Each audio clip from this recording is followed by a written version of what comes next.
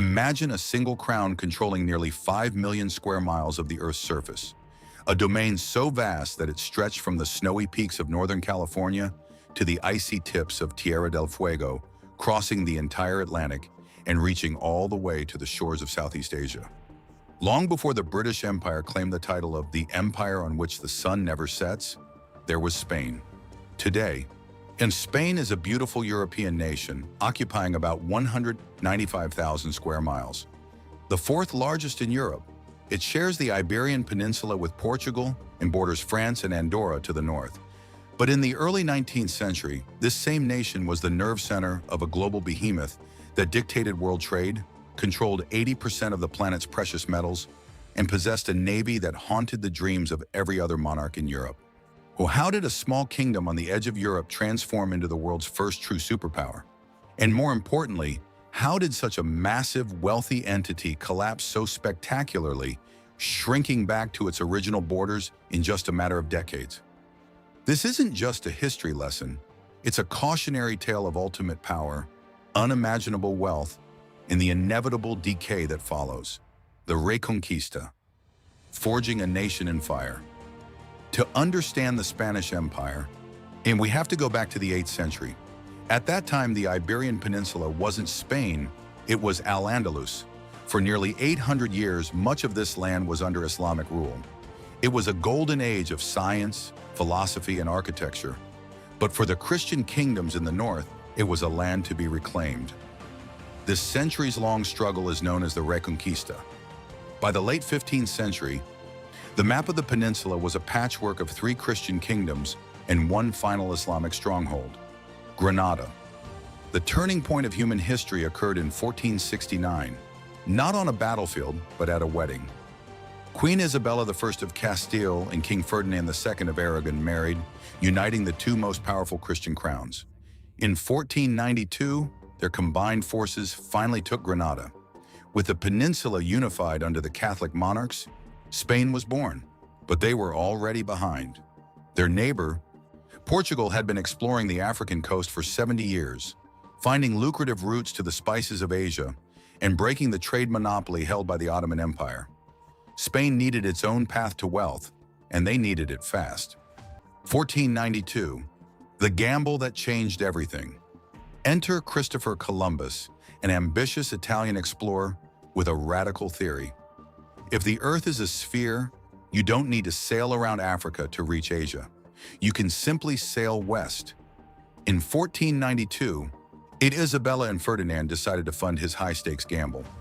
On August 3, 1492, Columbus set sail with 3 small ships. 2 months later, he hit land. He was convinced he had reached the Indies in Eastern Asia, naming the islands San Salvador and Hispaniola. He returned a hero, claiming he had found the gateway to the East.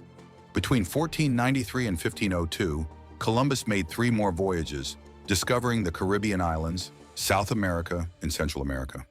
He died in 1506, when still believing he had found a shortcut to Asia.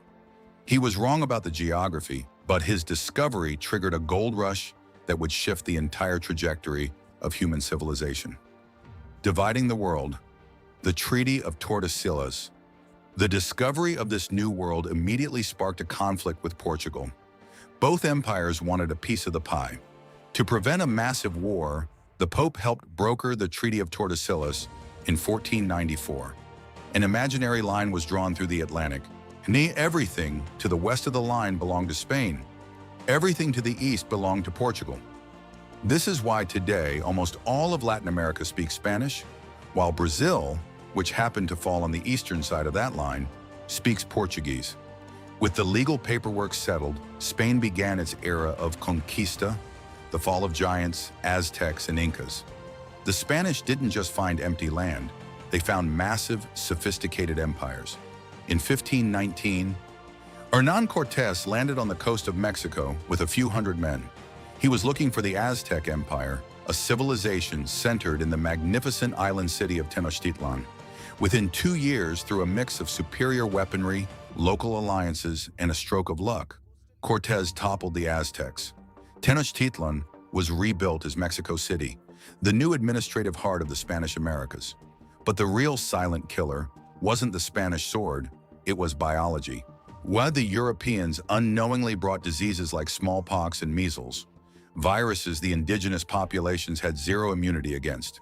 While the Spanish moved north into what is now the US, another explorer, Francisco Pizarro, headed south. In the Andes Mountains of Peru, he encountered the Inca Empire.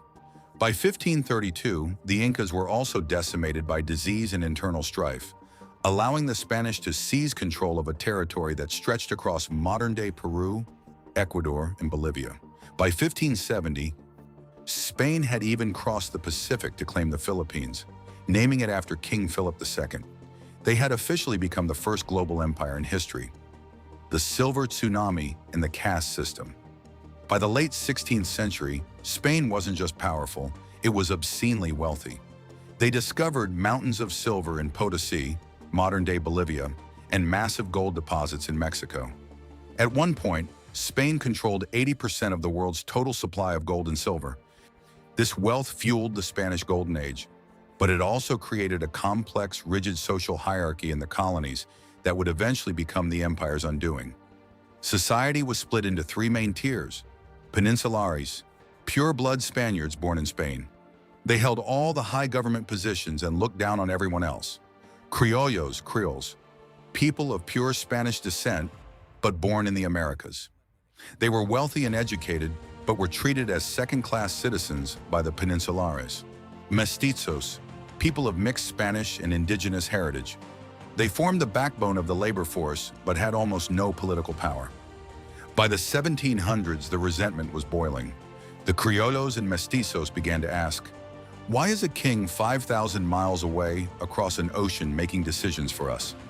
Why are we sending all our gold to Madrid while we do all the work?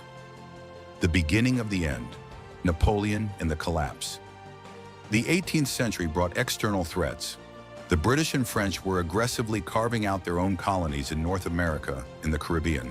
Spain fought a series of exhausting wars to keep their islands, but the knockout blow didn't come from a colony. It came from Europe. In 1808, Napoleon Bonaparte invaded Spain. He deposed the Spanish king and placed his own brother on the throne. This created a massive power vacuum. In the Americas, the Criollos saw their opening. If there was no legitimate king in Spain, why should they remain loyal? Between 1808 and 1824, a wave of revolution swept across the continent. Led by figures like Simón Bolívar and José de San Martín, colony after colony declared war on the Spanish crown. 1816, Argentina declares independence. 1818, Chile follows suit. In 1819, Colombia breaks away. 1821, Mexico, the crown jewel of the empire, wins its freedom. 1824, Peru finally kicks out the last Spanish forces. In a stunningly short period of time, less than 2 decades, an empire that had stood for over 300 years vanished. Spain was left with only a few fragments: Cuba, Puerto Rico, and the Philippines. The final curtain, 1898. The final nail in the coffin came at the end of the 19th century. In 1895, a revolution began in Cuba. The United States, looking to expand its own influence, intervened. The resulting Spanish-American War was a disaster for Spain.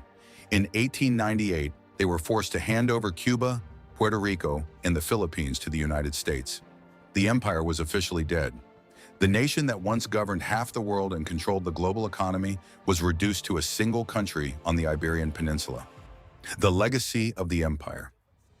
The story of the Spanish Empire is a reminder that no matter how much gold you have or how many oceans you cross, empires are fragile.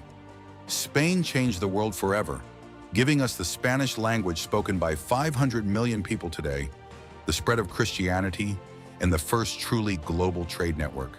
But they also left behind a legacy of exploitation and a social structure that led to their own demise. Spain's rise was the fastest in history, and its collapse was just as rapid.